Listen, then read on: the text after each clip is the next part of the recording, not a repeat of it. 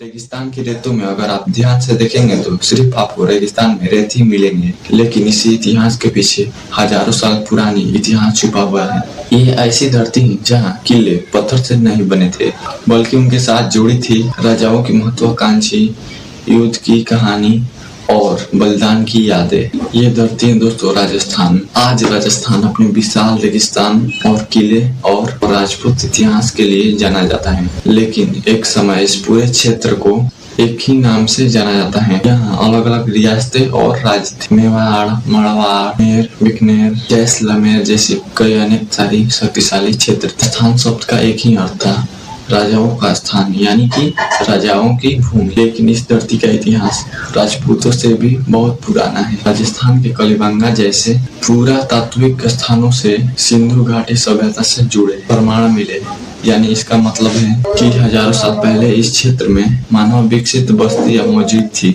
समय बीतता गया, इस धरती पर अलग अलग राजवंशों का प्रभाव बढ़ने लगा। फिर इतिहास में मेवाड़ का नाम चमकने लगा और इसी मेवाड़ से एक ऐसी कहानी सामने आई जिससे आज भी भारत के इतिहास में साहस का प्रतीक माना जाता है। महाराणा प्रताप। मुगल साम्राज्य अकबर के समय मेवाड़ की स्वतंत्रता का पक्ष सामने आया। महाराणा प्रताप ने अधीनता स्वीकार करने के बजाय संघर्ष का रास्ता अपना लिया। 1576 में हल्दी घाटी का युद्ध बहुत ही भयंकर था। महाराणा प्रताप की सेना और मुगल वंश की सेना दोनों आमने सामने थी।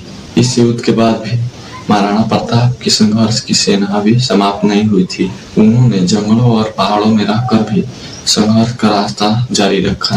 धीरे धीरे मेवाड़ के कई क्षेत्रों पर अपना नियंत्रण स्थापित किया। लेकिन राजस्थान सिर्फ महाराणा प्रताप की कहानी नहीं है, यह वह धरती है जहाँ चित्तौड़गढ़ जैसे विशाल किले खड़े थे, जहाँ आमेर का किला, जैसलमेर का किला और राजस्थान की असंख्य हवेलियां आज भी अपने समय की गवाह देती हैं। फिर भी अंग्रेजों का दौर आया। राजस्थान की अनेक रियासतें अलग अलग समझौते, राजनीतिक परिस्थितियों में आजादी के बाद भी इन रियासतों का धीरे धीरे करके एकीकरण हुआ और अलग अलग क्षेत्रों को मिलाकर आधुनिक राजस्थान का निर्माण हुआ।